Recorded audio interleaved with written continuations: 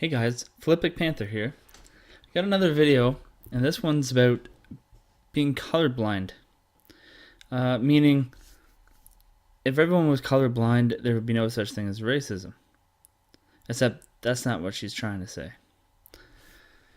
So let's get into it and see what she actually means. Have you ever wondered why people say, "Oh, I don't see color," as a way to fix racism? Yeah, that doesn't work.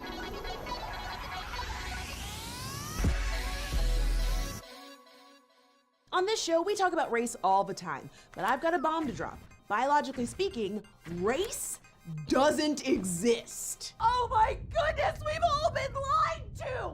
Wait, why am I hosting this show? That's an interesting thing to say. Especially when she's trying to say that race does exist, and we need to pay attention to it. So race isn't biological, but the social construct of race and racism still have a very real impact on everyone's lives. And this isn't just about feelings. Race is all about the structural foundation of social power. I always thought race was where you came from, what you look like. So why do so many people incorrectly think race is biological? Probably because biologically I'm white because my parents were white. Or a Chinese person, their parents were Chinese. That's what gives them their biological look. Well, beyond the fact that we like to group people based on external characteristics, it goes like this. In biology, there is a concept of genetically different subspecies, which a lot of people confuse with human races. I have never in my life heard that a subspecies was confused with a race. Not once. Biologists actually have a scale for this, and humans don't even come close to qualifying. That's because we're all human. There's nothing to do with subspecies or anything like that. Some species of animals have cousins and whatever, but that's not the same thing as race. Throughout history, people have used this incorrect understanding of subspecies to justify all kinds of terribleness, and even proclaim other races as less than human. That's because those individuals were racist. But modern genetics has shown that the lines around race are so arbitrary that they're actually meaningless. So if they're meaningless, why don't we just forget about it? And then we don't have to worry about racism. And since I'm not a scientist, I'll take a quote. Francis Collins, the director of the National Human Genome Research Institute, said it himself: "Those who wish to draw precise racial boundaries around certain groups will not be able to use science as a legitimate justification." Oops, I dropped the mic. So why are we even using boundaries for races? There shouldn't be any boundaries anymore. We're all human. I've said it several times already. So if race doesn't exist biologically, why do we keep talking about it? Sound the alarm! We keep talking about race because we created it. There you go. I couldn't have said it better myself. If we created racism, then we can abolish racism by not talking about it. Everybody needs to just forget about races. Don't see color. Obviously, yes, everybody has their genetic differences because of where they came from. And that's genetic, biological, whatever way you want to look at it, not what she's saying. Yay, us! That's right, race is a social construct. A social construct is a category, perception, or idea created and developed by society and then applied to individuals or groups. But social constructs are still very real and have huge impacts on our lives. Because you know what else is a social construct? Money. A social construct. First word, social. That means talking and conversing. If we stop doing that, maybe there won't be a racist social construct anymore. And if you don't think money has an enormous impact on your life, well then congratulations. You either have a trust fund or you're an adorable baby. Or maybe you're a dog. Here's what I know. Talking about racism just creates more racism. No. First off, race isn't the problem. Racism is. And even if it was the problem, problems don't get worse when you talk about them, and they don't magically go away when you ignore them. Not true. I had 5 cavities, I ignored them, and all 5 of those teeth fell out. Poof. Problem solved. She said it herself on her own example, that if you don't talk about racism, then it won't be a problem. Then she goes to try to say, first off, race isn't the problem. Well, nobody said race. She said racism. That's the problem. And the cavity wasn't the problem. It's what you ate, what you put in your own mouth to create the cavities. If you don't take care of your teeth, they're obviously going to rot out. What a dumb comparison. Colorblindness, while nice in theory, has no effect on structural and institutional racism.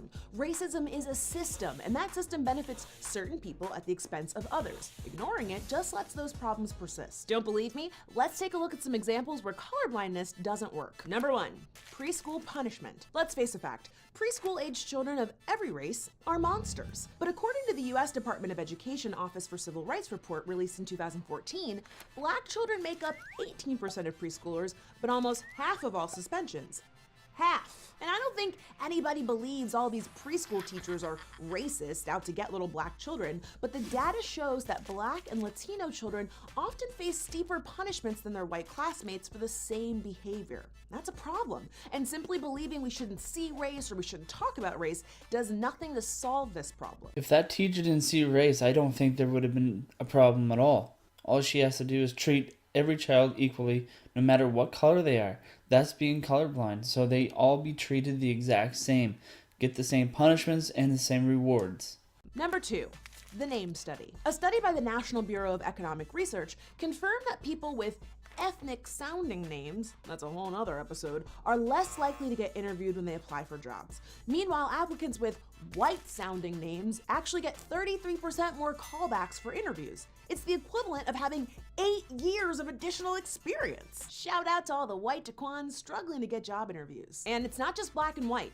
They've done similar studies around the world, and in Canada, people with white-sounding names were 35% more likely to get callbacks than people with Indian or Chinese-sounding names. So instead of just assuming people shouldn't care about color or names, companies, governments, and schools should take the bias out of hiring and experiment with nameless resumes to, solve the problem. Nameless resumes? How are you supposed to know who you're calling when you want to hire them?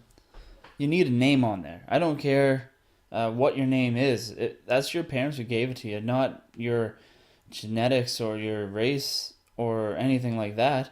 That's not anybody's problem. It's just a name. Yeah, I know. People do have a problem with racism. I get that. It's a big problem still. And it shouldn't be.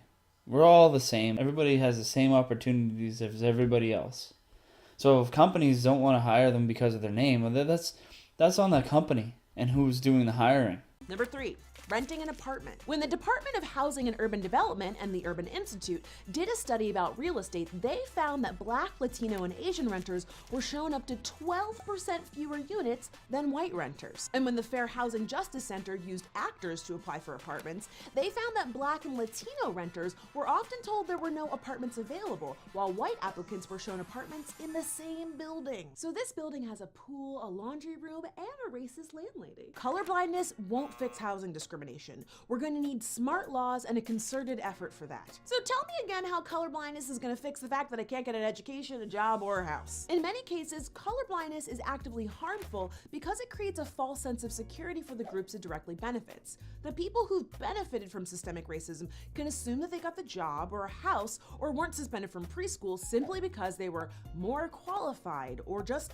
better. Ignoring race or only acknowledging that it doesn't exist biologically is not a solution to these systemic issues. It takes work, effort, laws, and new systems to undo racism. These differences may seem minute, but they're part of a very large structure of oppression that's been ingrained in us. If we can understand that we made it up, we can actively work to change it. Thanks for watching. We'll see you next time right here on Decoded. Obviously, she's right. We do have a big problem with racism still, like I said already. But this housing thing, yeah, maybe the landlords are racist, but if they were colorblind, they wouldn't be seeing the race and everybody would be getting these houses that you're talking about that they're not. Also, what I'm getting out of this, what she's trying to say is we actually don't need more laws. We don't need new systems. We need to break the system we already have. Forget about it. That's what I'm getting out of it. Anyway, there's a lot in that last part of the video. I think you get my point by now. So, thanks for watching everybody, and I'll see you next time.